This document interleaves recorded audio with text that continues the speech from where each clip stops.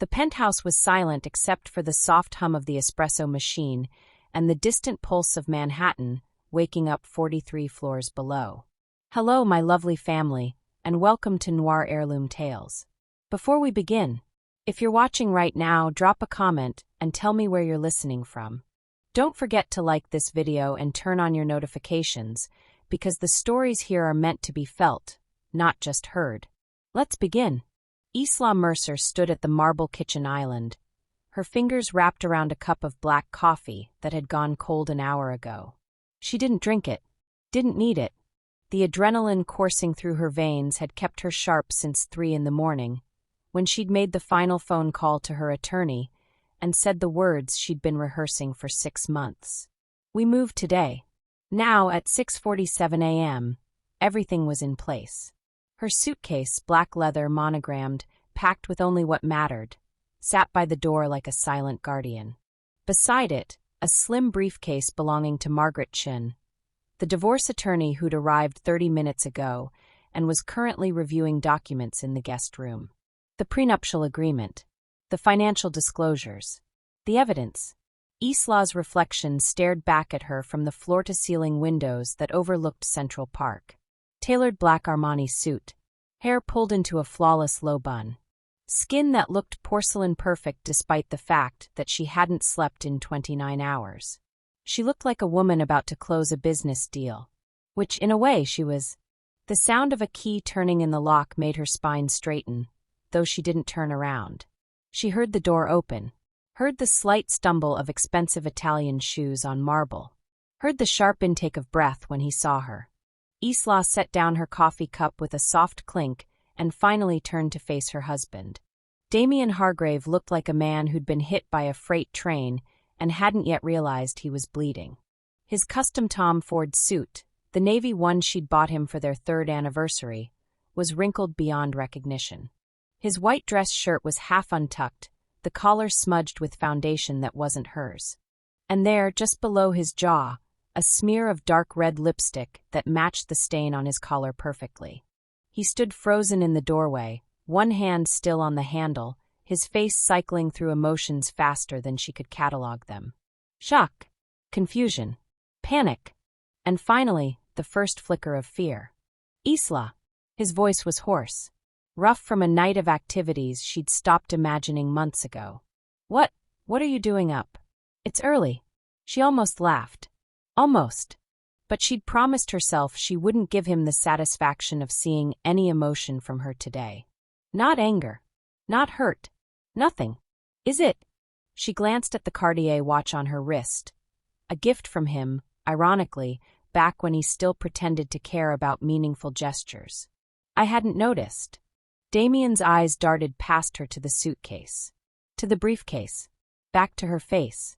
She watched him try to piece it together, his lawyer's mind, the one that had made him a junior partner at 32, finally kicking into gear. Isla, if this is about last night, I can explain. Can you? Her voice was soft. Calm. The kind of calm that came right before a hurricane made landfall. Please. I'm genuinely curious what explanation you've prepared for coming home at 7 a.m. wearing another woman's lipstick. He flinched. Actually flinched. As if her words had physically struck him. It's not. He ran a hand through his dark hair, making it stick up in ways that might have looked charming once. Now it just looked pathetic. It's not what it looks like. Isn't it? Isla picked up a folder from the counter, crisp, white, embossed with the logo of Chun and Associates, and held it between 2 fingers like it was contaminated. Because what it looks like, Damien, is that you spent the night with Simone Castellano.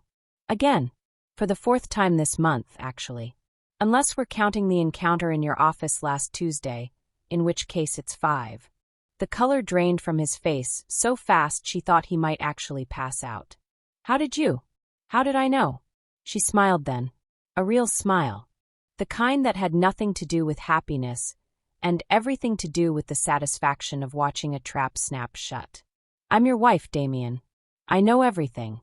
She moved toward him slowly, her heels clicking against the marble in a measured rhythm that sounded like a countdown.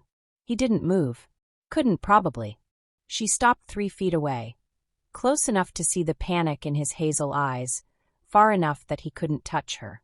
"I know about Simone," she continued, her voice never rising above conversational. "I know about the others before her.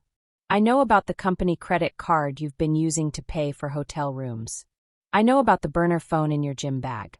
I even know about the necklace you bought last week. Tiffany's, wasn't it? 18-karat gold with sapphires. Very thoughtful." Damien opened his mouth. Closed it. Opened it again. "Isla, I'm sorry. I'm so sorry. I never meant. Do you remember our wedding day?" She cut him off smoothly, as if he hadn't spoken at all. "Specifically, do you remember the prenuptial agreement you insisted I sign?" His face went from pale to gray. "You said it was just a formality," Isla continued. "Something your family attorney recommended. Protection for both of us, you said. I signed it because I loved you. Because I trusted you. Because I genuinely believed we'd never need it." She held up the folder. "Do you remember Section 7, Clause 3? Damien's jaw tightened. "Isla, listen to me. In the event of marital infidelity proven by the plaintiff, the offending party forfeits 65% of all shared assets, including but not limited to real estate, investment portfolios, and business interests acquired during the marriage." She quoted it from memory, each word precise and deliberate. "Does that sound familiar?" He lunged forward, reaching for the folder, but she stepped back smoothly, holding it just out of reach. "Don't," she said quietly. And something in her voice, something cold and final, made him freeze. "You can't do this." His voice cracked. "Isla, please. Think about what you're doing. Think about us." "Us?" The word tasted bitter on her tongue. "There is no us, Damien. There hasn't been for a long time. I was just the last one to accept it." Behind her, she heard the guest room door open. Margaret Chin appeared in her peripheral vision. 50-something, silver-haired, wearing a power suit that could cut glass, and an expression that suggested she'd seen this exact scene play out 100 times before. "Mr. Hargrave," Margaret said coolly. "I'm Margaret Chun, representing Mrs. Mercer. These are divorce papers. You'll want to review them with your own counsel, though I should warn you that everything is airtight. We have documentation, timestamps, photographs, and witness statements. This isn't a negotiation." Damien stared at Margaret like she was speaking another language. Then he turned back to Isla, and for the first time since she'd met him 7 years ago, she saw genuine fear in his eyes. "The penthouse," Isla said softly. "The house in the Hamptons. The Audi. The art collection. Your partnership shares in the firm." She ticked them off on her fingers like items on a grocery list. 65%, Damien. That's what infidelity costs in our prenup. You should have read the fine print more carefully. This is insane. His voice rose finally, panic bleeding through into anger. "You can't just, I'll fight this. I'll fight you. My family has lawyers who will bury you." "Your family," Isla said calmly, "will do nothing. Because if you fight me on this, I'll make sure every single detail of your affairs becomes public record. Every text message. Every credit card statement. Every lie you told your senior partners about where you were during business hours." She paused. "How do you think Harrison and Locke will feel about a junior partner who uses company resources to conduct extramarital affairs?" The threat hung in the air between them like smoke. Damien's hands balled into fists at his sides. "You've changed." "No." Isla set the folder on the counter and picked up her coffee cup, dumping the cold liquid into the sink. "I just stopped pretending to be someone who'd tolerate being disrespected." She walked past him toward the door where her suitcase waited. Margaret followed, briefcase in hand, heels clicking in perfect synchronization with Isla's. "Wait!" Damien's voice stopped her at the threshold. "Isla, please. Can we talk about this? Really talk." She turned back one last time, looked at him standing there in his wrinkled suit, with another woman's lipstick marking him like a brand. Looked at the penthouse they'd built together, the life she'd thought was real. "You had 7 years to talk to me, Damien. You chose to spend your words on someone else." The door closed behind them with a soft, final click. In the elevator, as they descended 43 floors, Margaret glanced at her with something that might have been approval. You held it together better than most. Isla stared at her reflection in the polished steel doors. Her expression was still perfect. Composed. Unreadable. I've had 6 months to practice. The elevator chimed as they reached the lobby. The doors opened onto a marble-floored expanse where a black town car waited at the curb, engine running. As Isla stepped out into the morning light, her phone buzzed in her pocket. Unknown number. She almost ignored it, but something made her look. One message. She opened it. I heard you're newly single. We should talk. Kilovolt. Below the text was an address, a time, and a single sentence that made ice slide down her spine. I have a proposition that might interest you. One that involves making your ex-husband regret ever underestimating you. Isla stared at the message for a long moment. Then she slid into the back of the town car, and as it pulled away from the building, away from the life she was leaving behind, she typed a single word in response. When?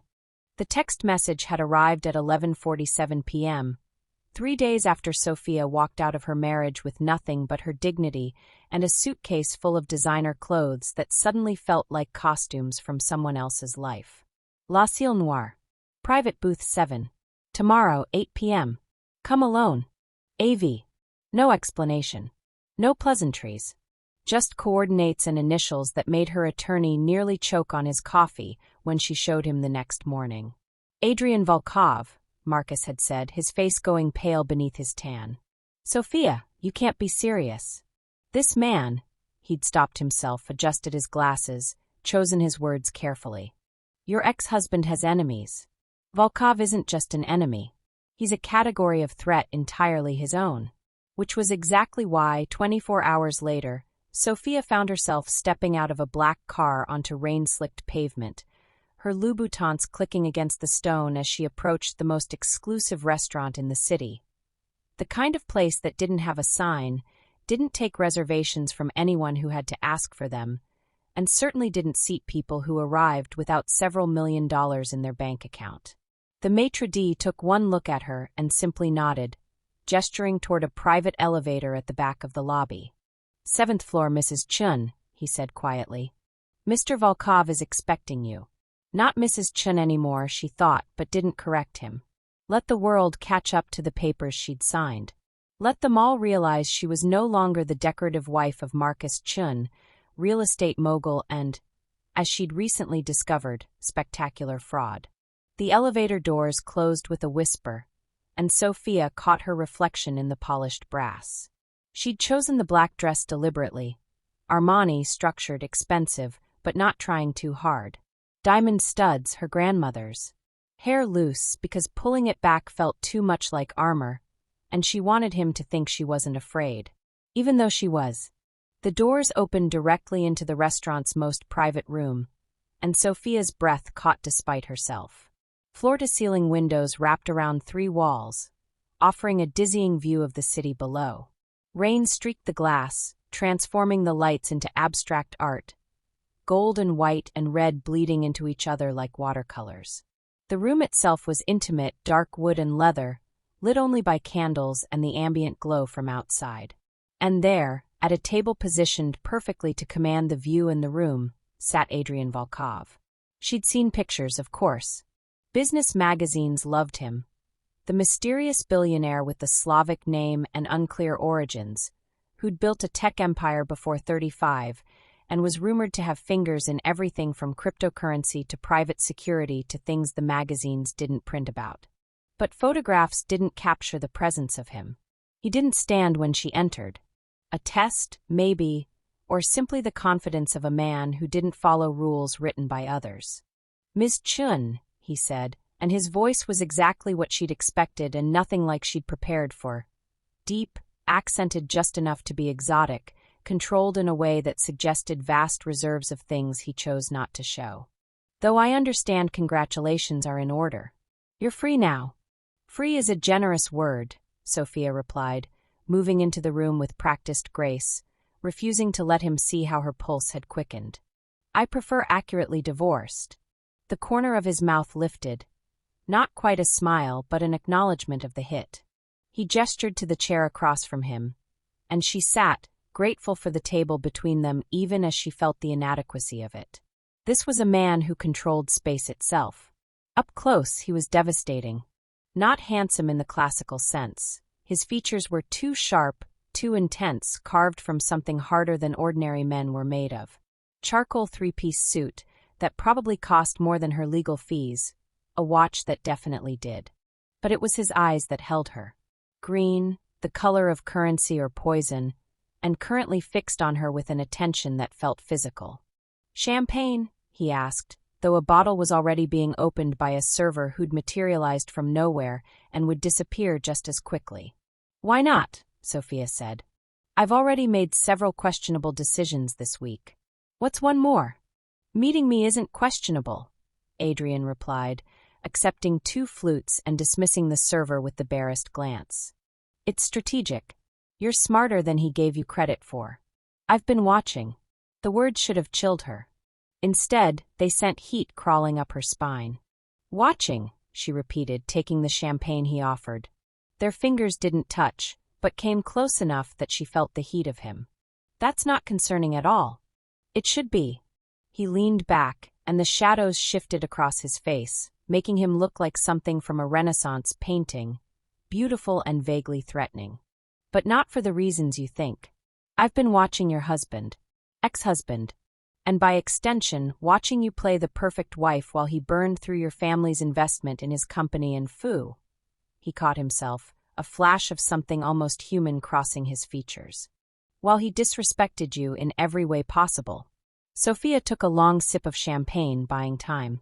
The bubbles were perfect, the taste was perfect, and she was sitting across from a man who admitted to surveillance like it was a resume bullet point. "You didn't invite me here to discuss Marcus's failings," she said finally. "I assume you have those documented in excessive detail. So let's skip to the part where you tell me what you want." Adrian's smile was real this time, and it transformed his face into something almost more dangerous than his intensity. Approval, interest, the look of a predator recognizing worthy prey. "Direct," he said. "I appreciate that." "Very well." He reached beneath the table and produced a leather folder, sliding it across the polished wood with deliberate slowness.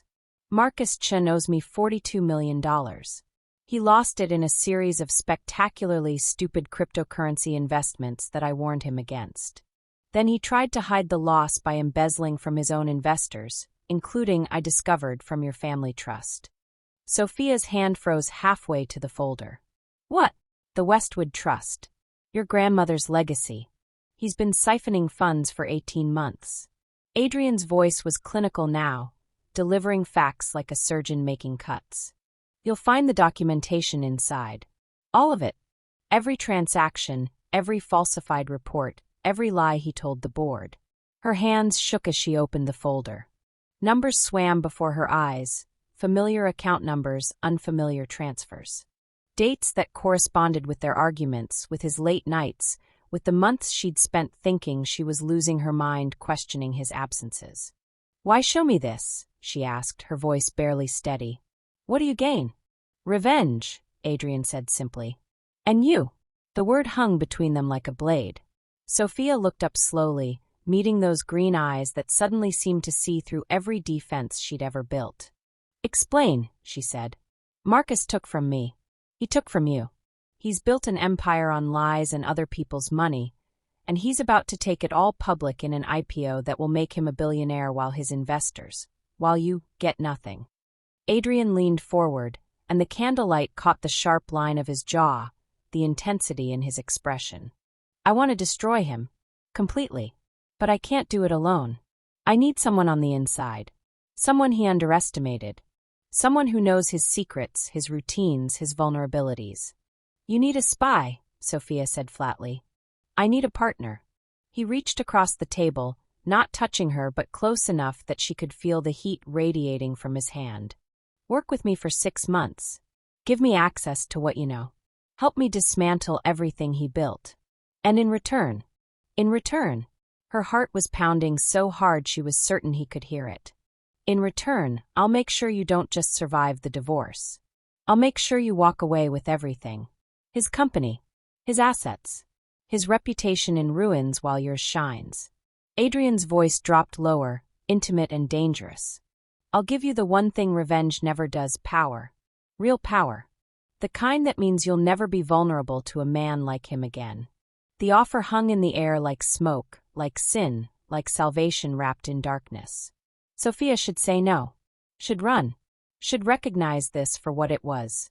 A deal with someone potentially more dangerous than the devil she'd just divorced. But she didn't.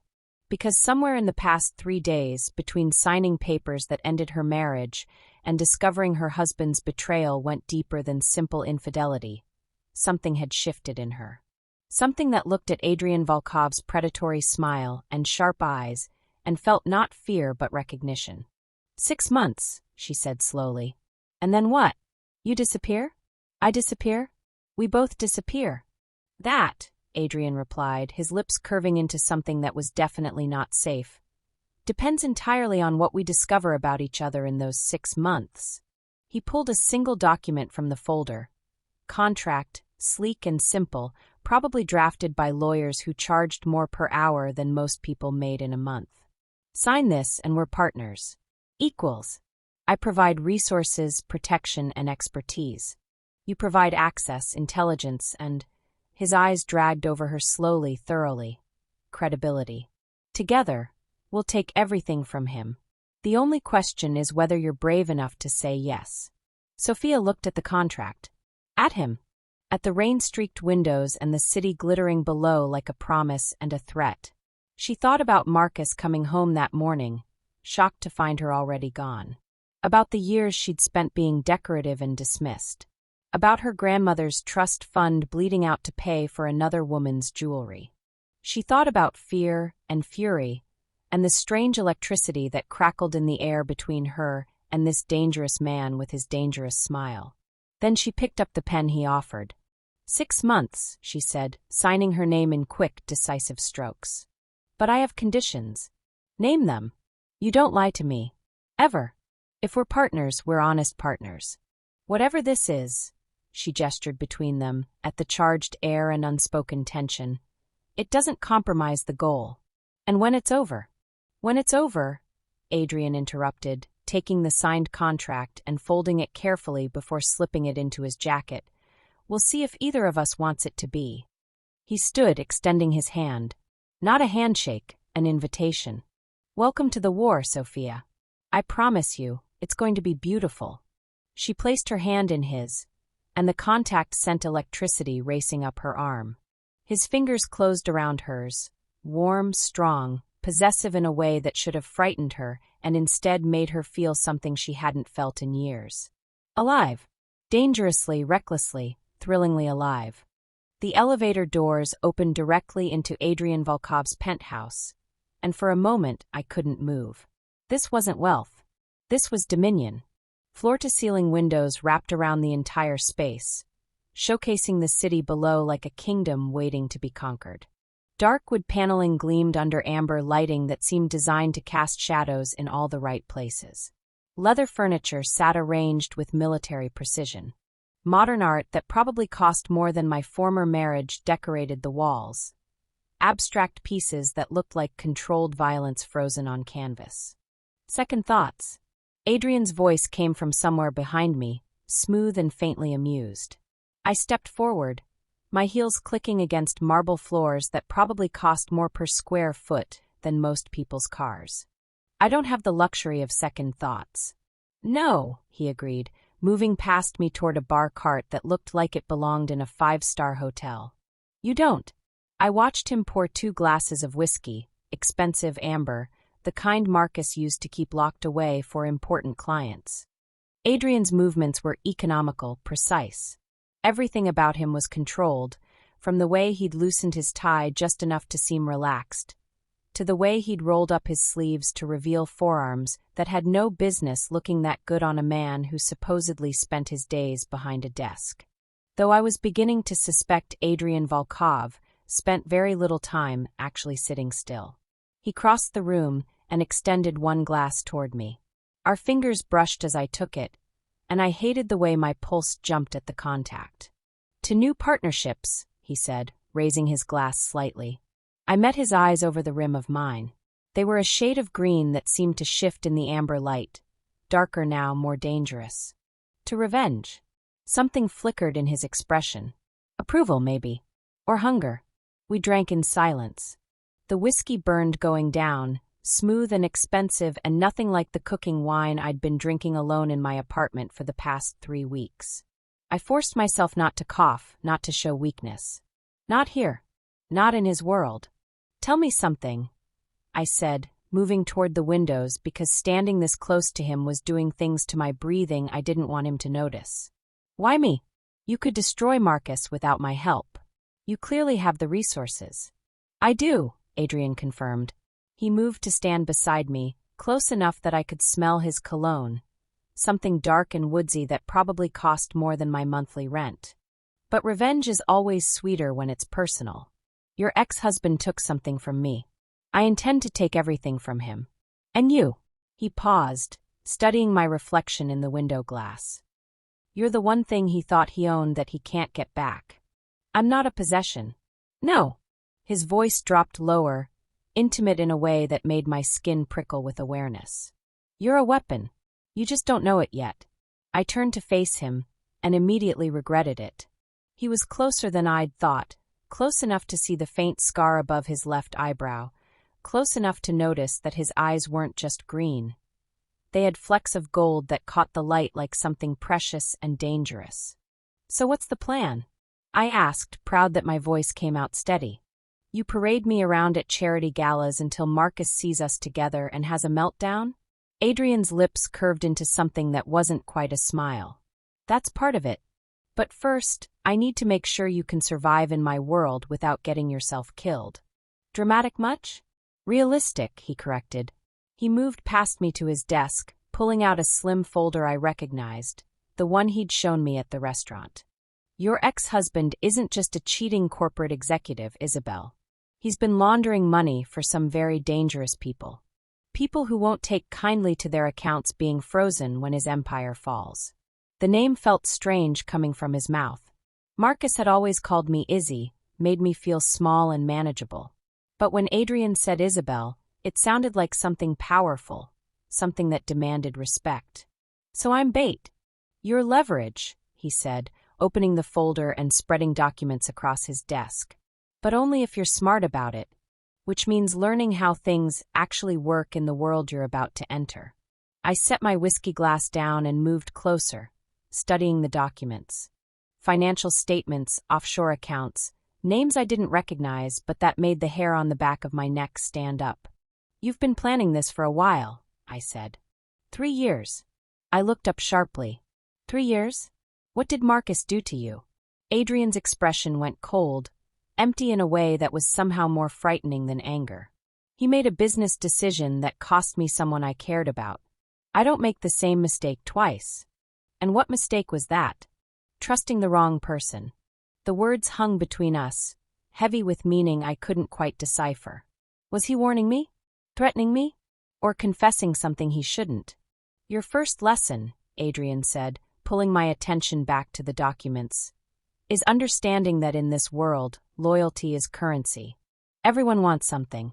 Everyone has a price. Your job is to figure out what that is before they figure out yours. And what's your price? I asked before I could stop myself. He looked at me then, really looked at me, and I felt stripped bare under that gaze. Like he could see every scared, angry, broken part of me I'd been trying to hide. I haven't decided yet, he said softly. My breath caught. The elevator chimed, a sharp sound that shattered whatever moment we'd been trapped in. Adrian's entire demeanor shifted, going from dangerously intimate to coldly professional in the span of a heartbeat. That'll be Anton, he said. My head of security. He'll be escorting you to your first real introduction to how things work. What kind of introduction? Adrian's smile was sharp enough to cut. The kind where you learn why Marcus is so afraid of me. Anton turned out to be a mountain of a man with dead eyes and hands that looked like they could crush concrete.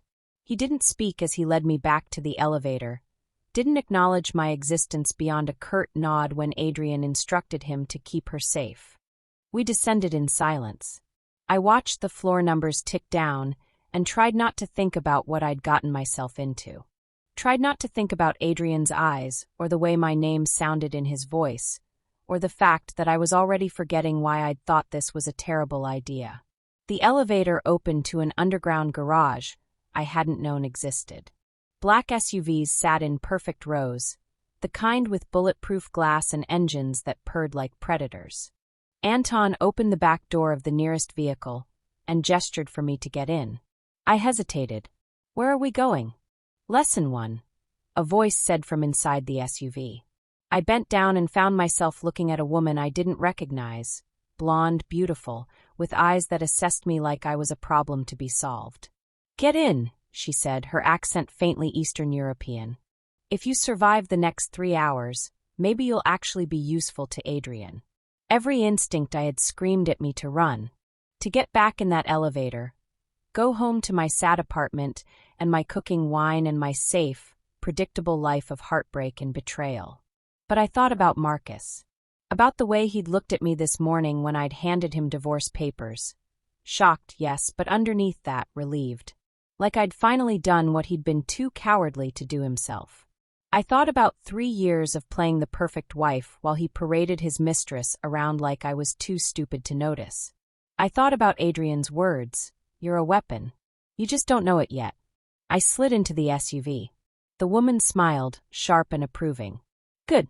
I was hoping you weren't a complete waste of time." Anton closed the door. The locks engaged with a sound like a prison cell sealing shut. "I'm Katia," the woman said as the SUV began to move.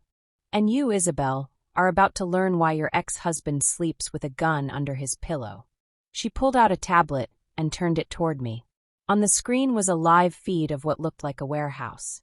Men moved in the shadows, their faces obscured. And in the center of the frame, tied to a chair, was someone I recognized. My ex-husband's business partner.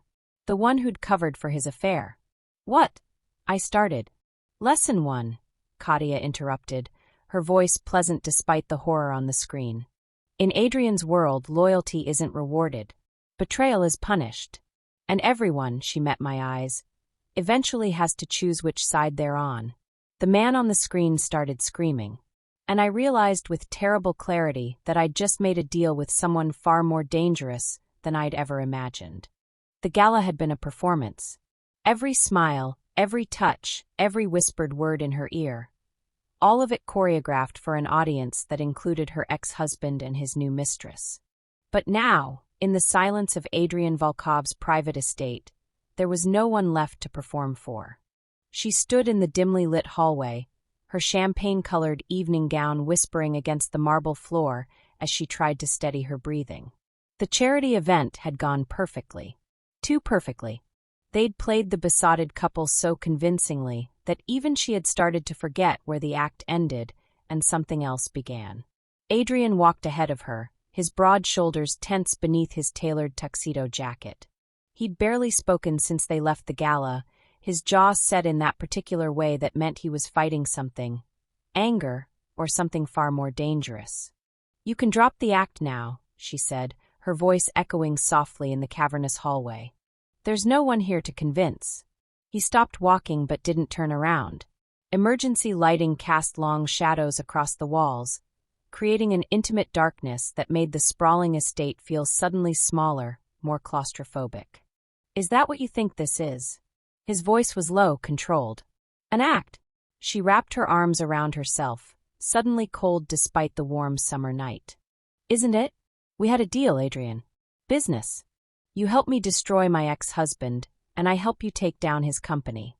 That's all this is." "That's all this is," he repeated, finally turning to face her. The look in his eyes made her breath catch. He'd loosened his bow tie at some point during the ride home, the black silk hanging undone around his collar. His top buttons were open, revealing the strong column of his throat. He looked less controlled now, less like the calculated billionaire who'd recruited her into this dangerous game, and more like a man barely holding himself together. "Then why?" he said quietly, taking a step toward her. "Did you freeze when he touched you tonight?" Her pulse quickened. "I didn't. Your ex-husband put his hand on your back during that dance." Adrian took another step, closing the distance between them. You went rigid. I felt it. And for a moment, I wanted to break every bone in his hand. She should step back. Should maintain the distance that had kept them both safe these past weeks. But her feet wouldn't move. That's just protective instinct, she managed. You've invested too much in this plan to let him intimidate me. Is that what you tell yourself? He was close enough now that she could smell his cologne, something dark and expensive that reminded her of winter nights and dangerous decisions. That everything I feel is strategic? Isn't it? The question hung between them like a blade.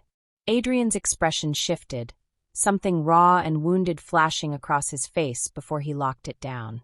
He turned away, running a hand through his dark hair in a gesture so uncharacteristically vulnerable that it made her chest ache. My sister, he said suddenly, his voice rough. She was 19 when she met your ex-husband. The words hit her like a physical blow. What?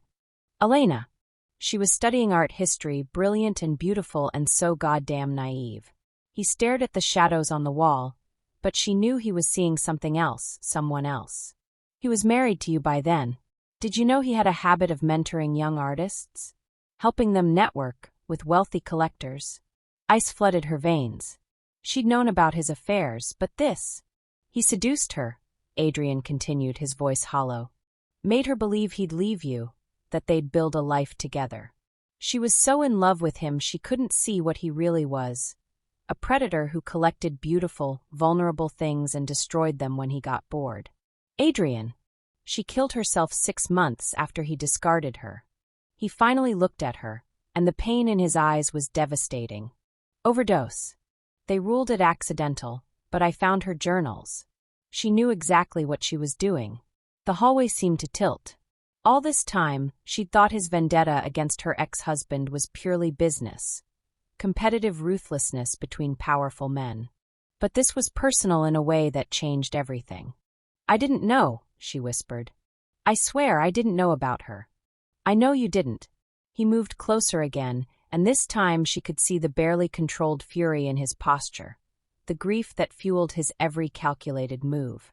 You were another one of his victims. That's why I approached you. That's why I offered you the deal. To use me. Yes. He didn't flinch from the accusation. In the beginning, I thought if I could turn his wife against him, if I could use you to destroy everything he'd built, it would be justice for Elena. Cold, strategic justice. And now, the question came out barely audible. Adrian's hand lifted, almost involuntarily, reaching for her face. She should pull back. Should run. Instead, she found herself tilting her head up, meeting his gaze with something that felt terrifyingly like surrender. Now, he said softly, his thumb brushing her cheekbone with devastating gentleness. I don't know if I'm using you or if you've completely destroyed every plan I ever made. His other hand braced against the wall beside her head, not trapping her, but creating a shelter that felt both dangerous and safe. She could slip away if she wanted. The choice was hers. But she didn't want to run. This is a terrible idea, she breathed, even as her eyes fluttered closed. The worst, he agreed, his voice rough. His forehead touched hers, and for a moment they just stood there in the dim hallway, breathing the same air, balanced on the edge of something that would change everything.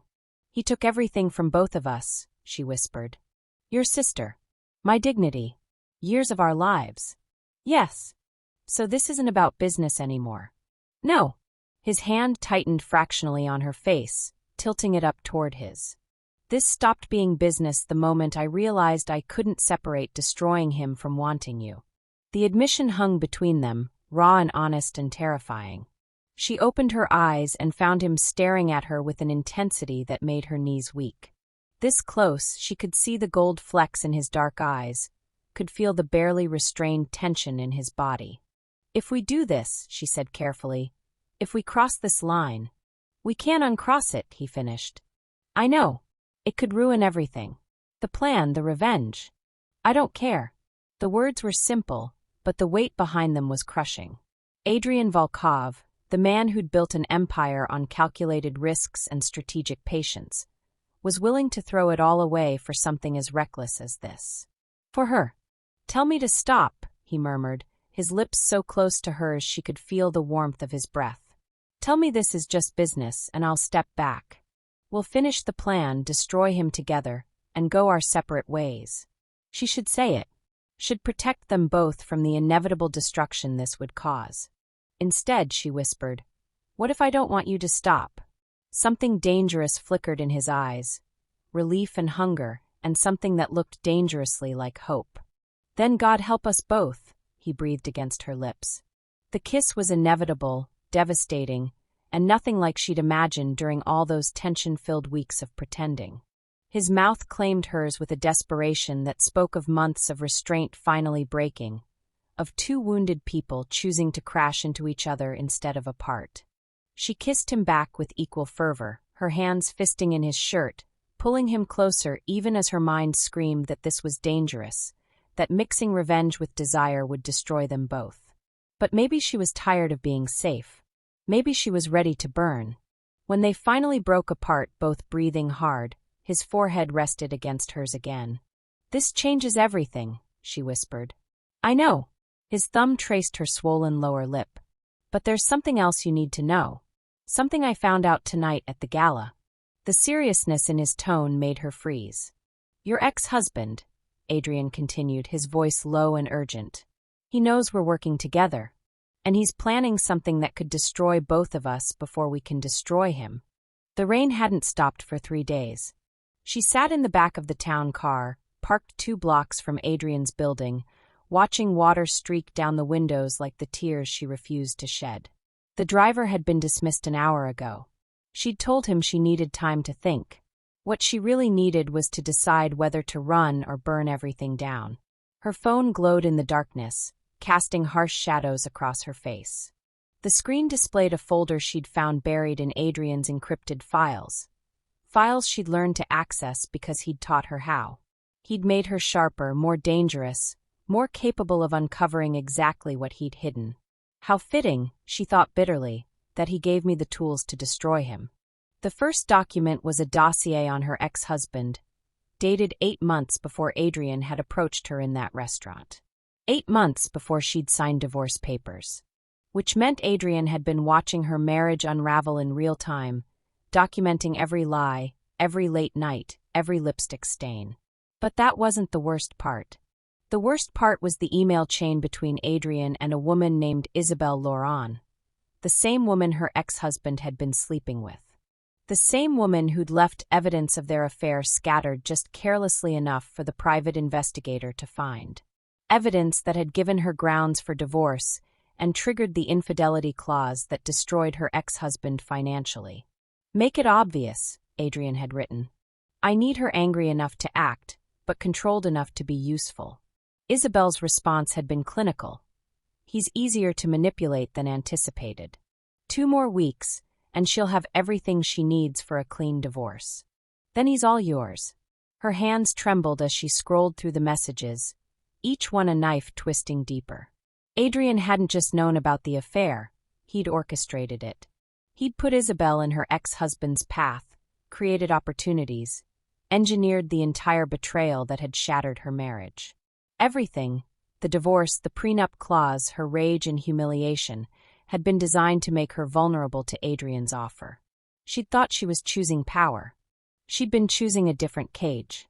The phone buzzed in her hand, and she nearly dropped it. A text from Adrian.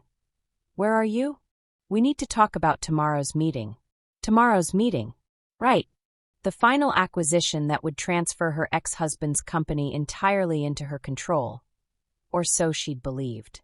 Now she wondered whose name would really be on those documents. She should have stopped reading then.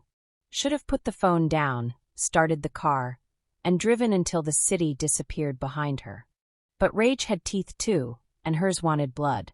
So she opened the next folder. This one was worse. Financial records. Offshore accounts. Transaction histories that painted a picture of her ex-husband's crimes in stark black and white. He'd been embezzling from his company for 3 years, funneling millions into accounts across the Cayman Islands and Switzerland. Money that belonged to investors who didn't forgive losses. Money that belonged to people who made Adrian's darkness look like a child's nightlight. But the records didn't stop there. They showed something else: wire transfers to shell corporations in her name, accounts she'd never opened, signatures she'd never given, a paper trail that would lead investigators straight to her door if anyone started looking. Her ex-husband hadn't just been stealing. He'd been building her a prison cell, brick by brick, transaction by transaction. When the money went missing, and it would, eventually someone would notice, she'd take the fall. The spurned wife with motive and means, desperate enough to destroy the man who'd betrayed her. He was going to frame me. The realization sucked the air from her lungs. While she'd been planning her divorce, he'd been planning her destruction. Permanent, complete, federal prison destruction. Her phone buzzed again. Another text from Adrian. "Don't shut me out. Whatever you found, we'll handle it together." She laughed, a harsh, broken sound that echoed in the empty car. Together. As if they'd ever been partners. As if he hadn't manipulated every moment from the beginning. But even as rage burned through her chest, another thought crystallized with terrifying clarity. He saved me. If Adrian hadn't intervened, if he hadn't orchestrated her divorce and recruited her into his world, she'd still be married to a man who was preparing to sacrifice her to save himself. She'd be oblivious, trusting, standing on a trapdoor without knowing the rope was already around her neck. Adrian had used her, but he'd also freed her from something infinitely worse. The question was, did that distinction matter? Through the rain-streaked window, she could see Adrian's building rising into the storm-dark sky, all glass and steel and money and power. Lights blazed from his penthouse on the 42nd floor. He was up there, waiting for her, probably pacing like he did when situations spun beyond his control. She gripped the door handle, metal cold against her palm. Run or confront. Disappear or fight. Trust no one or trust the devil who'd at least been honest about his darkness. No, she corrected herself. He wasn't honest. He just hid his lies better. Her phone rang this time, Adrian's name flashing across the screen. She stared at it through 3 rings for 5. On the 6th, she answered. "Where are you?" His voice was controlled, but she'd learned to hear the tension underneath. "Sitting in a car 2 blocks away, reading about how you destroyed my marriage." Silence. Heavy and damning. "I can explain." His voice had gone quieter, more dangerous. "I'm sure you can. You're excellent at explanations." She watched rain hammer against the windshield. "Tell me something, Adrian. When you approached me in that restaurant, when you offered me your deal, did any of it mean anything? Or was I just another acquisition? It's not that simple. It never is with you." Her laugh was bitter. "But here's what is simple. My ex-husband stole $47 million and framed me for it. You knew. And you said nothing." Another pause. When he spoke again, his voice carried an edge she'd never heard before. Something raw beneath the control. "If I'd told you everything that night, you would have run. You weren't ready for the whole truth. So you fed me partial truths instead. Dressed them up as partnership and power and—" She cut herself off, hating how her voice cracked. "And I fell for it. You fell for nothing." His words came faster now, urgent. "Everything you've become, every move you've made, that's been you. I gave you opportunities, yes. I cleared obstacles. But you're the one who seized power. You're the one who learned to play the game better than anyone expected. Because you trained me to be your weapon. No. Absolute certainty in that single word. I trained you to be your own." She closed her eyes, pressing her forehead against the cold window. "I don't believe you. Then come upstairs and let me prove it." His voice dropped lower, intimate despite the phone between them. "Or run. Drive away and never look back. I'll make sure your ex-husband's frame job dies with him. You'll be free of both of us." "Why would you do that?" "Because he stopped. Started again. Because you deserve the choice I never gave you before." The rain intensified, turning the world outside into a blur of darkness and light. She could barely see Adrian's building anymore, just the vague shape of it cutting into the sky. 2 men. 2 kinds of destruction. One who'd betrayed her with cruelty and greed. One who'd betrayed her with calculation and secrets. The real question wasn't which betrayal hurt more. It was which man she could survive. Her hand tightened on the door handle. "If I come up there, it's not because I forgive you. I know. And I'm not anyone's weapon. Not yours, not his, not ever again. I know that too. She pushed the door open, stepping out into the rain. Cold water soaked through her coat instantly, but she didn't care. She needed to feel something other than the betrayal burning through her chest. I'm coming up, she said into the phone. But Adrian, when I get there, you're going to tell me everything. Every lie, every manipulation, every goddamn secret you're still hiding. And then I'm going to decide who destroys whom. She heard him exhale, relief or resignation she couldn't tell. 42nd floor, he said quietly. I'll be waiting. She ended the call and started walking toward the building, rain streaming down her face like the tears she still refused to shed. Behind her, the car sat empty and dark. Ahead, Adrian's empire rose into the storm. Somewhere in between stood the woman she'd become. Not a victim, not a weapon, but something far more dangerous. A queen who'd just learned the game was rigged. And queens, she'd discovered, didn't run from their enemies. They made examples of them. The marble floor of Hartley Industries' executive tower echoed with each strike of her blood-red heels. A rhythm like a countdown, like a heartbeat before execution. Elena Hartley had walked these halls as a wife once. Smiling, accommodating, the perfect accessory to her husband's ambition. She'd attended board meetings as decoration, sipped champagne at company galas while men discussed business around her as if she were furniture. Today, she walked them as something else entirely. The white power suit she wore was armor, tailored to perfection, sharp enough to cut. Her dark hair was pulled back so severely it made her cheekbones look like weapons. In her hand she carried a slim leather folder, innocuous, elegant, lethal. Behind her, 2 lawyers from the city's most ruthless firm followed in lockstep. Their presence alone sent a message. This wasn't a negotiation. Adrian had taught her that. How to move through a room like you already owned it. How to let silence do the threatening for you.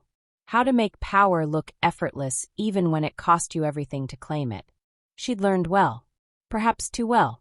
The betrayal from 3 nights ago still burned in her chest. The discovery that Adrian Volkov had orchestrated her husband's infidelity, had manipulated her into his revenge plot, had used her pain as a weapon in a war she hadn't chosen. The memory of his documents, his cold calculations, the way he'd moved her around like a chess piece without her knowledge, it had shattered something in her. But it had also clarified everything.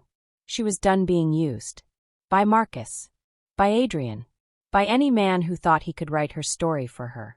The boardroom doors stood before her, heavy oak, imposing, designed to intimidate. She didn't knock. She pushed them open herself, and the sound of it was like thunder. 14 men looked up from the conference table. Her ex-husband sat at the far end, in what used to be his seat of power. Marcus Hartley looked smaller than she remembered. Paler. His expensive suit couldn't hide the strain in his shoulders, the way his fingers gripped his pen too tightly. He'd been expecting this. Adrian's people had made sure whispers reached him, rumors of Elena's newfound associations, her sudden appearances in places she shouldn't be. But expecting it and facing it were different things entirely.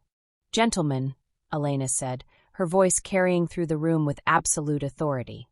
Thank you for gathering on such short notice. Elena. Marcus stood, and she could hear him trying to sound commanding, paternal, dismissive. This is a closed board meeting. You have no. Sit down, Marcus. The ice in her voice stopped him mid-sentence. Around the table, board members exchanged glances, some confused, some intrigued, some already calculating which side to be on. Elena walked to the head of the table, her heels striking the floor with each step. Light streamed through the floor-to-ceiling windows behind her, washing her in gold, making her shadow stretch across the polished wood like a dark omen. She didn't sit. She stood there, backlit, ethereal and terrifying in equal measure. This meeting, she continued, placing the leather folder on the table with deliberate care, is about the future of Hartley Industries. A future that no longer includes its current CEO. Marcus's laugh was strained. You can't be serious. You have no authority here. You're not even a shareholder. Actually, one of her lawyers interjected smoothly, stepping forward. Mrs. Hartley controls 38% of company shares as of this morning. Purchased through a series of strategic acquisitions over the past 72 hours. The room went silent. Elena watched the color drain from Marcus's face. She'd used every contact Adrian had given her before she'd walked away from him. Not because she needed his help, but because she'd earned those connections herself. She'd liquidated assets Marcus didn't even know she had, holdings from her family she'd kept separate, investments she'd made years ago that had matured into serious capital. She'd outplayed them both. Adrian had taught her the game, but she'd learned to play it better than her teacher. Marcus stood again, his voice rising. That's impossible. Where did you get that kind of capital? You have no. I have plenty. Elena opened the folder, began distributing copies of documents to each board member. Her hands didn't shake. What you don't have, Marcus, is an explanation for where $43 million of investor funds disappeared to over the past 18 months. The papers hit the table like grenades. Around the room, executives leaned forward, eyes scanning the documents. Bank transfers, hidden accounts, falsified records. Every crime Marcus had committed, laid bare in black and white. Elena had found some of it herself, late nights in his office after their marriage was already dead. Suspicions confirmed through password-protected files he'd been careless about. Adrian had provided the rest, and she'd verified every piece independently, cross-referenced it, made sure it was airtight. She wasn't going to be anyone's pawn, but she'd use their weapons if they were sharp enough. This is fabricated, Marcus said, but his voice had lost its conviction. She's working with Adrian Volkov. Everyone knows he's been trying to destroy this company for years. This is a setup. Then explain the Cayman accounts, Elena said calmly. Explain the shell corporations registered under your mother's maiden name. Explain the luxury penthouse in Monaco that you purchased with company funds while telling investors we needed to make budget cuts. She turned to face him fully now, and the look in her eyes was colder than anything Adrian had ever shown her. This was her anger, her justice, her reckoning. Explain the mistress you've been keeping in said penthouse. The one you've been spending company money on for the past 2 years. Marcus's face went from pale to red. You vindictive. The SEC has already been notified, Elena continued, speaking over him as if he were nothing. Federal investigators will be here by end of business today. Several of your investors. She glanced at 3 specific board members who suddenly looked very interested in the documents before them, have already filed civil suits. By my calculation, you're looking at 15 to 20 years in federal prison for embezzlement, fraud, and securities violations. The room was so quiet she could hear the hum of the air conditioning, the distant sound of traffic 40 floors below. Unless, Elena said softly, dangerously, you resign immediately. Sign over your remaining shares to a company trust. And walk away with whatever dignity you have left. One of the board members, Gerald Sutton, the oldest investor, the one who'd known Marcus's father, cleared his throat. These allegations, if they're true, this company will be destroyed. Our reputation will be saved, Elena interrupted smoothly, turning her attention to him, by immediate and transparent action. By new leadership that prioritizes investor confidence and ethical operations. She gestured to the documents. I'm not here to destroy Hartley Industries. I helped build this company. I'm here to save it from the man who's been bleeding it dry. She could see the calculation happening behind their eyes. The math was simple. Keep Marcus and face lawsuits, federal investigations, stock crashes, bankruptcy. Or cut him loose, position Elena as the hero who exposed corruption, and salvage what they could. The choice, Elena said, looking at each of them in turn, is yours. But I'd decide quickly. The press conference I've scheduled for this afternoon will proceed with, or without your cooperation. Marcus slammed his hand on the table. You can't do this. I'll fight you. I'll tie this up in courts for years. With what money? Elena asked simply. Your assets are frozen. Your accounts are under investigation. Even your mistress has already been deposed by federal agents. She tilted her head slightly. Did you really think I wouldn't be thorough? For the first time, she saw real fear in his eyes. The understanding that he'd underestimated her. That the woman he'd cheated on, dismissed, patronized for years had become the architect of his total destruction. It should have felt triumphant. Instead, it felt hollow. She thought of Adrian, of the way he'd looked at her when she'd confronted him about his manipulation. The hurt in his eyes when she'd thrown his secrets back at him told him she'd never be his weapon. The way he'd reached for her, and she'd walked away. This power she'd claimed, was it freedom or just a different kind of cage? All in favor, Gerald Sutton said heavily, breaking the silence, of accepting Mr. Hartley's resignation and appointing Elena Hartley as interim CEO pending board review. Hands rose around the table. One by one. All of them except Marcus. Elena felt something shift in her chest. Victory. Vindication. And an emptiness she hadn't expected. Marcus stood, his face contorted with rage and disbelief. "You'll regret this," he said, his voice shaking. "Both of you, you and Volkov. You think you've won, but you have no idea what you've started." Elena met his eyes steadily. "You're right," she said quietly. "I have started something. The question is whether you'll be around to see how it ends." He turned and walked out, the door slamming behind him with a finality that echoed through the room. The board members began murmuring, already planning damage control, already repositioning themselves around the new power structure. Elena let them talk. She looked out the windows at the city sprawling below. All those buildings, all those people, all that power. She'd taken everything from Marcus. She'd proven to Adrian that she didn't need saving. So why did she feel like she'd lost something vital in the process? Her phone vibrated in her pocket. One message, from an unknown number that she somehow knew belonged to Adrian. "Impressive.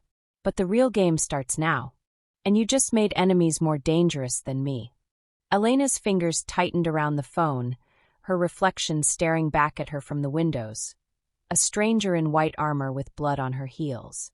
She'd wanted to be free of manipulation, free of being used.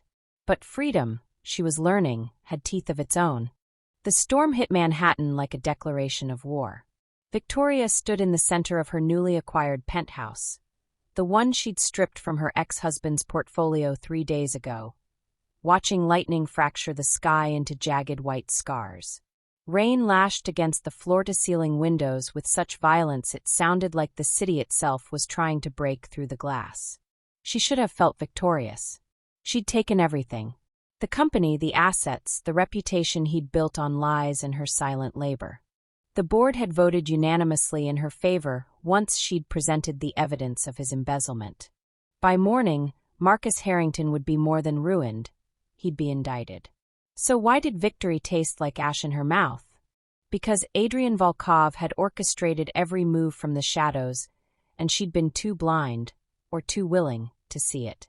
The intercom buzzed. Her head of security, a man Adrian had recommended, spoke in clipped tones. "Mrs. Harrington, there's—" "Miss Harrington," she corrected coldly.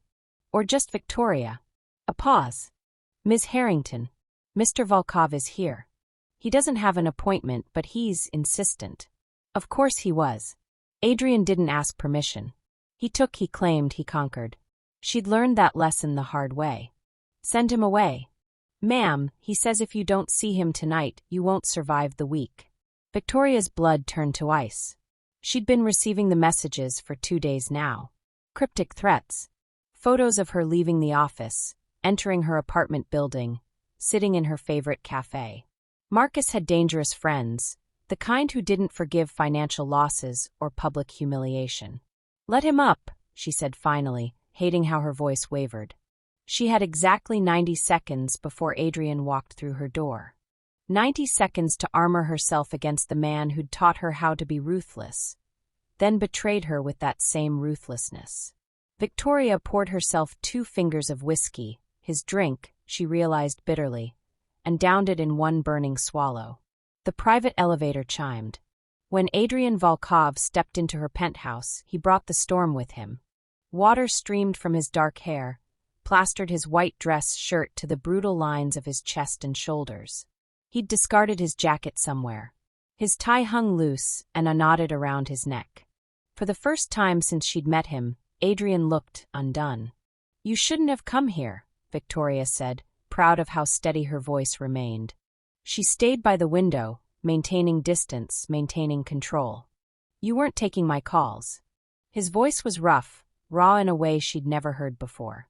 Adrian was always composed, always 3 steps ahead.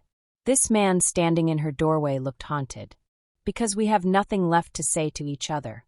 Lightning illuminated his face, highlighting the sharp cheekbones, the dark circles under those devastating green eyes.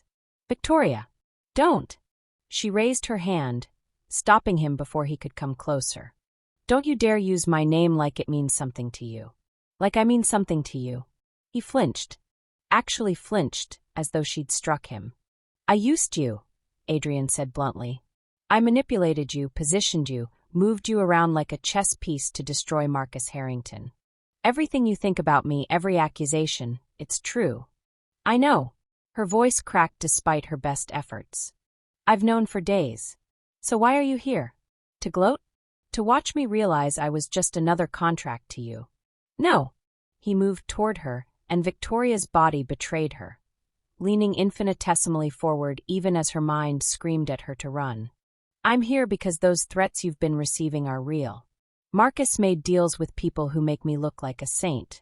The Kozlov Bratva doesn't care about legal proceedings or justice. They want their money, and you're the one who took it from them. Then I'll handle it. I'll give them their money, negotiate. They don't negotiate with women, Victoria. They eliminate problems. His jaw clenched. You have 72 hours before they decide you're more trouble than you're worth. Thunder rolled across the sky, shaking the building's steel bones. Why do you care? She hated how the question sounded, desperate, pleading. You got what you wanted. Marcus is destroyed. Your revenge is complete. Because somewhere between teaching you how to destroy him and watching you do it better than I ever could. Adrian stopped 6 feet away from her, close enough that she could see his chest rising and falling with ragged breaths. I fell in love with you. The words landed between them like bullets. Victoria laughed, sharp and bitter. Love? You don't know the meaning of the word. You're right. I didn't. He dragged his hand through his wet hair, and she noticed his fingers trembled. I spent 15 years building an empire on calculated cruelty. Emotions were weaknesses. People were assets. Until you walked into that restaurant and looked at me like I was offering you salvation instead of damnation. You were offering manipulation. I was. And you took it and became something I never anticipated. Stronger than me. Smarter. More ruthless when it mattered. His voice dropped to something barely above a whisper. You terrified me, Victoria. Because for the first time in my life, I wanted something I couldn't control or predict or buy. Rain hammered against the windows. Lightning split the sky. This is just another strategy, she said, but her conviction wavered. Another move to keep me compliant. Then walk away. Adrian spread his hands, and the vulnerability in the gesture made her throat tighten. I have a plane waiting. New identity, clean accounts in your name, money Marcus and the Bratva will never trace. You can disappear tonight. Start over somewhere they'll never find you. And you. I stay here. Handle the Kozlov problem. Make sure they understand you're untouchable. His smile was terrible, beautiful. It's what I deserve for dragging you into this world. Victoria's heart was a wild thing in her chest. That's not protection, Adrian. That's suicide. The Bratva will kill you. Probably. He took 1 step closer. Just one. But you'll be safe. That's all that matters. She stared at this man, this dangerous, damaged, devastating man who'd torn her life apart and taught her how to rebuild it into something stronger. Adrian Volkov, who manipulated and schemed and destroyed without mercy, was offering to die for her. There's a third option, Victoria heard herself say. His eyes flashed. Victoria, I don't run. I don't hide. She moved toward him, closing the distance he'd kept. And I sure as hell don't let the Kozlov Bratva dictate my life. They'll come for you. Then let them come. She stopped inches from him, close enough to feel the heat radiating off his rain-soaked body. But they'll have to go through both of us. Do you understand what you're saying? Adrian's voice was strained. Accepting my protection means accepting my world. The violence, the secrets, the blood. There's no going back from this. I became the woman who destroyed her husband in a boardroom and took his empire before lunch. Victoria looked up at him, unflinching. I think I can handle your world, Adrian. His hand rose slowly, telegraphing the movement, giving her every chance to pull away. When his fingers touched her jaw, they trembled. I don't deserve you, he whispered. No, you don't. She tilted her face into his palm. But you love me. And God help me, somewhere between the lies and the manipulation and the betrayal. I fell in love with the wolf who taught me how to bite back. Victoria. She kissed him. Not gently. Not tentatively. She kissed Adrian Volkov the way she'd taken everything else from the wreckage of her old life. Fiercely, claiming it, making it hers. He made a sound between a groan and a prayer, his other hand sliding into her hair, cradling her head like she was something precious and profane all at once. The kiss tasted like rain and whiskey and terrible decisions neither of them could take back. When they finally broke apart, both breathing hard, Adrian pressed his forehead to hers. The bratva won't stop, he said roughly. This won't be easy. Nothing worth having is. Victoria gripped his shirt, holding him close. But we face them together. As equals. As equals, he agreed. And the vow in those words felt more binding than any wedding ring she'd ever worn. Lightning illuminated them. Two people who'd been broken and remade in each other's image, standing together while the storm raged outside. Adrian's phone buzzed. He glanced at the screen, and his expression hardened into something lethal. They're moving faster than I thought. The bratva knows about the asset seizures. His eyes met hers, and in them she saw the dangerous man she'd fallen for. They're coming tonight. Victoria's smile was all teeth. Good. Let's show them what happens when wolves underestimate a queen. The city looked different from up here. Elena Cross stood at the edge of the rooftop terrace, 60 floors above the streets where she'd once waited in cars outside hotels, tracking her husband's infidelities with the cold precision of someone planning a war. That woman felt like a stranger now, someone she'd left behind in the ashes of a marriage that had tried to bury her. The woman who stood here now wore power, like a second skin. The emerald gown she'd chosen for tonight wasn't an accident. It was the exact shade of the dress she'd been wearing the night Marcus had told her he was working late. The same night she'd hired the investigator who documented every moment of his affair. She'd kept that dress in her closet for 18 months, waiting for the right moment to wear it again. Tonight, it wasn't a memory of humiliation. It was a trophy. You're thinking too much. Adrian's voice came from behind her, low and familiar in a way that still sent heat down her spine despite everything they'd been through. I can see it in the way you're holding that glass. Elena glanced down at the champagne flute in her hand, surprised to find her knuckles white around the delicate crystal. She forced herself to relax her grip, but didn't turn around. Not yet. I'm allowed to think, she said, her voice carrying easily in the evening air. It's my party. It's our party, Adrian corrected, and she heard his footsteps crossing the terrace toward her. He stopped just close enough that she could feel his presence, that magnetic pull he'd always had, but he didn't touch her.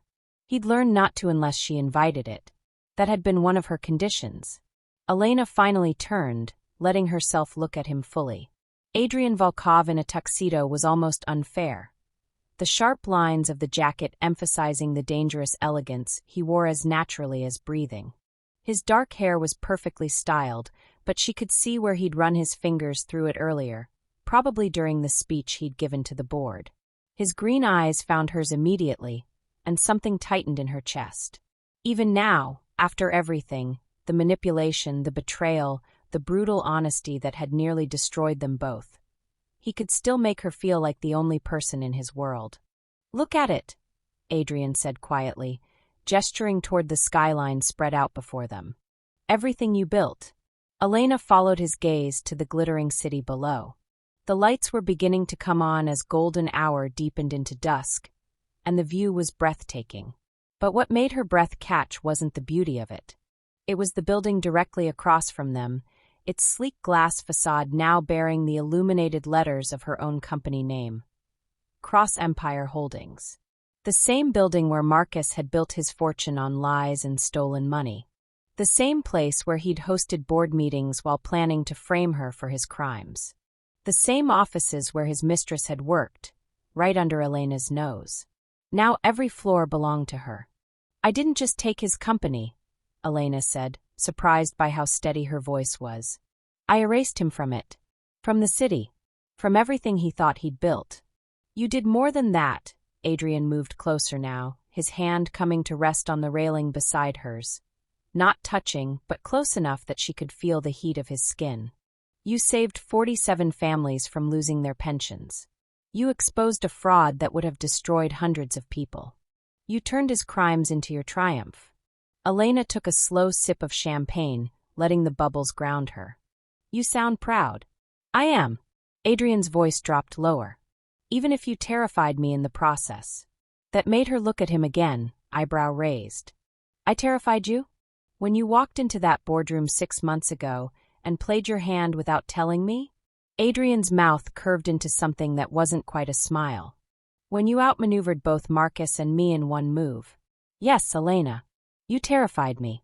I realized I'd underestimated you, and in my world, that's usually fatal. But you're still here. Because you let me be. His eyes held hers with an intensity that made her pulse quicken. Because you chose to. The weight of that truth settled between them. Elena turned back to the city, needing the space to think clearly. Adrian Volkov was many things, dangerous, calculating, ruthless when necessary. But he'd also proven himself capable of something she hadn't expected. Change.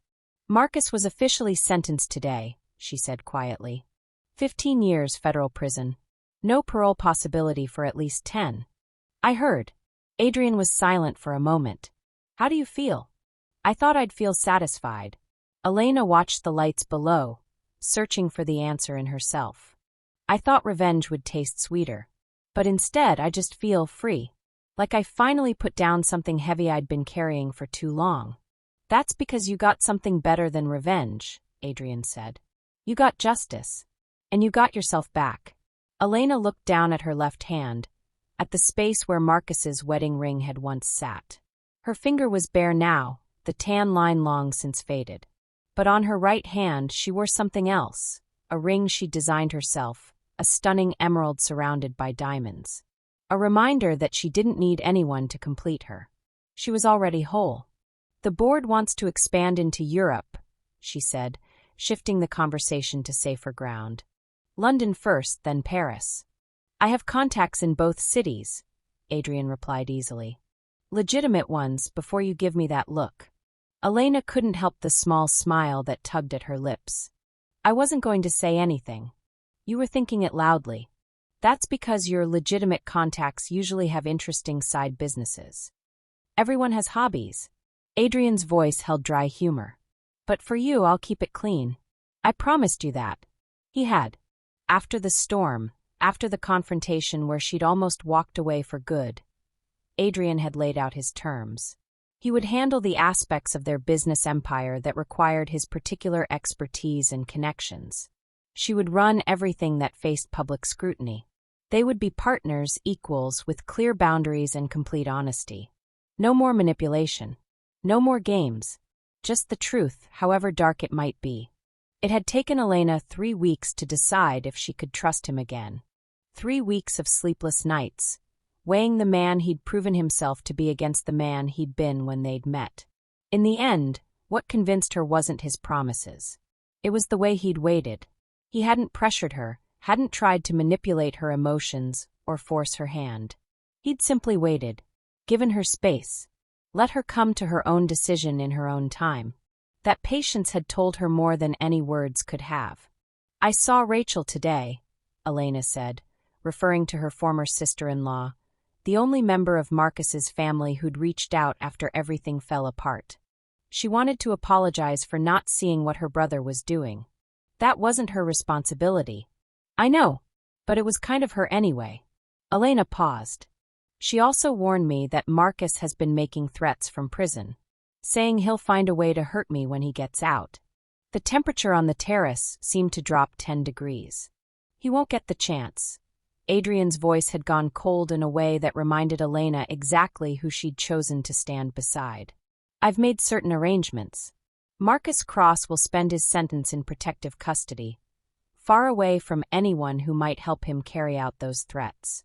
And if he's foolish enough to try anything after his release, assuming he survives that long in federal prison, he'll discover that some enemies are better left unmade. Elena should have been disturbed by the casual way Adrian discussed ending threats. Instead, she felt only a deep, bone-deep sense of security, because she knew he meant every word, and she knew he had the power to back it up. "You're still protecting me," she said softly. "Always." Adrian finally closed the distance between them, his hand coming up to cup her face with a gentleness that belied his dangerous reputation.